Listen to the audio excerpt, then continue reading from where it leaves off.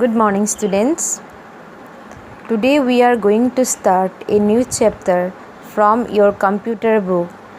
Chapter number 4 is Working of a Computer. So let's go to discuss about this chapter. So input, process and output. So today we discuss about input, process and output. So a computer cannot work on its own. We need to enter a set of instructions into a computer to make it work. These are called data. So data is basically a collection of facts. A computer works in 3 basic steps: is input, after that process, and the result is called output. Next, so I have taken some examples from your computer book. It's input, process and output. So all the students look at these pictures carefully. So putting dirty clothes into the washing machine, so it's called input. So putting dirty clothes into the washing machine is called input, and after that the washing machine washes out the dirty clothes, so it's called processing. The washing machine washes out the dirty clothes, that time is called process, and we get clean clothes from the washing machine, it's output. So wash clean clothes from the washing machine is called output. So another example is we keep the fruit in a jar. Fruit is the input, so fruit is the input, and the juicer will squeeze the fruits. So squeezing time is called process. The squeezing time is called process, and the result is the glass of juice. So the result, a glass of juice, is called output. So fruits is called input, squeezing time is called process, and a glass of juice is called output. Now another example is pizza. Pizza base with toppings. Pizza base with toppings is called input. Then bake pizza in microwave. So baking pizza period of time, that time is called process, and hot yummy pizza is ready is called output. So pizza base with toppings is input, and bake pizza in microwave time is called process, and hot yummy pizza is called output.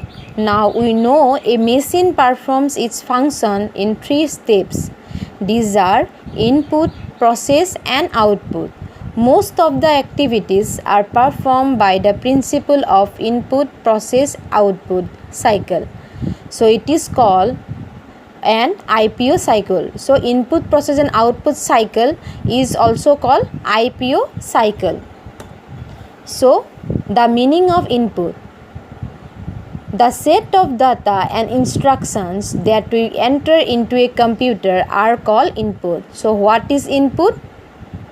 The set of data and instructions that we enter into a computer are called input. So these two are input devices, is keyboard and another one is mouse. Now process. What is process? So you already know that CPU is the brain of a computer. So the work done by a CPU on the given information to give the result is called process. So the work done by a CPU on the given information to give the result is called process. And what is output? Output means the final result. So I already told you that result is called output.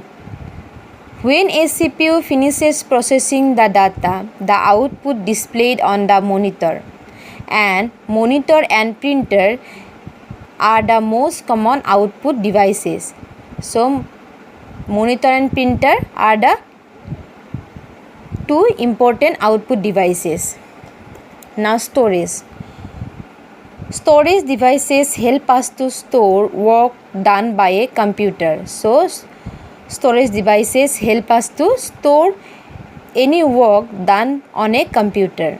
Some storage devices store data inside the computer and some others store data outside the computer. So through storage devices we can store data inside the computer and also other store data outside the computer.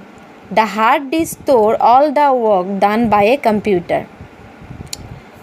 So an hard disk stores all the works done by a computer. Now students, our discussion period is finished. So today all of you read out the chapter and send a audio in this group, okay? And through the later class I will give all the question and answers part. Till then, thank you students. Have a wonderful day.